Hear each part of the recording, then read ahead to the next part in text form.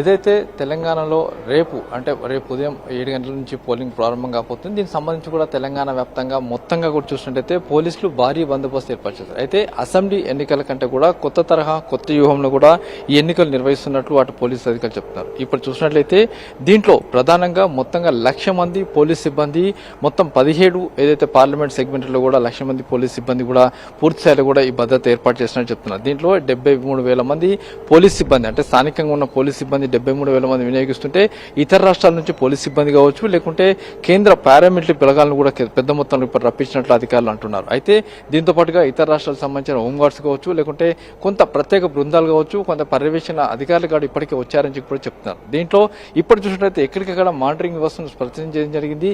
ప్రతి బూత్ని ఏదైతే ఇక్కడ చూపెడుతున్న దాన్ని బట్టి చూస్తే ప్రతి బూత్ను కూడా ఎక్కడికక్కడ అధికారులు పర్యవేక్షిస్తున్నారు, పూర్తిగా చూస్తున్నారు.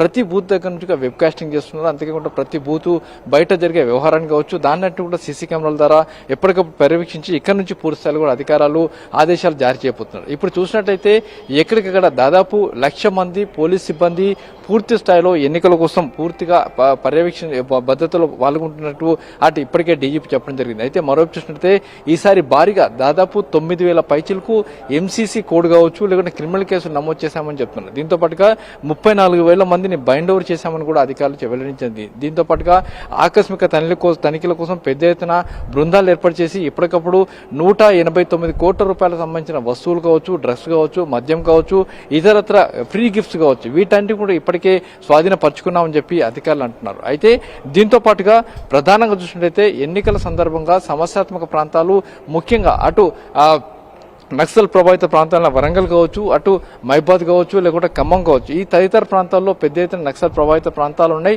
అయితే ఆ ప్రాంతాలకు సంబంధించి ప్రత్యేకంగా నిఘా పెట్టడం జరిగింది, ప్రత్యేకంగా దృష్టి పెట్టడం జరిగింది, ప్రత్యేకంగా వ్యవస్థను ఏర్పాటు చేసి ఎప్పటికప్పుడు సమాచారం తెలుసుకుంటున్నట్టు అధికారులు అంటున్నారు. అయితే దీంట్లో ఇప్పటికి చూసినట్లయితే మొత్తంగా నక్సల్ ప్రభావిత ప్రాంతాలు అయితే వాటి ప్రత్యేక టీములు ఏర్పాటు చేస్తే ఇటు చూసినట్లయితే ఎక్కడ ప్రధానంగా అటు హైదరాబాద్ అనేది ఇప్పుడు సెన్సిటివ్గా మారిపోయిందని చెప్పొచ్చు.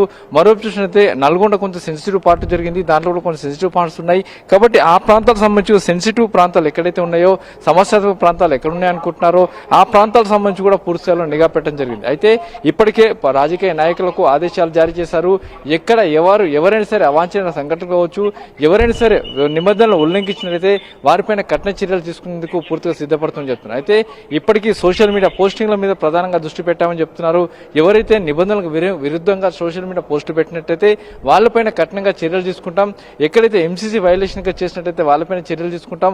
మొత్తంగా చూసినట్లయితే దాదాపు 1,00,000 మంది పోలీస్ సిబ్బందితోటి పూర్తి స్థాయిలో భద్రత ఏర్పాటు చేస్తే ప్రతి పోలింగ్ బూత్ ని ఎప్పటికప్పుడు అధికారులు అటు సీసీ కెమెరాల ద్వారా పర్యవేక్షిస్తున్నారు. అయితే దీంట్లోకి చూసినట్లయితే ఇప్పటికీ పూర్తి స్థాయిలో కూడా నిబంధనలకు కఠినతరం చేశాం, వెబ్ కాస్టింగ్ చేశాం, సోషల్ మీడియా మీద నిఘా పెట్టాం, మావోయిస్టు సమస్యాత్మక ప్రాంతాల వద్ద పెద్ద ఎత్తున నిఘా పెట్టాం.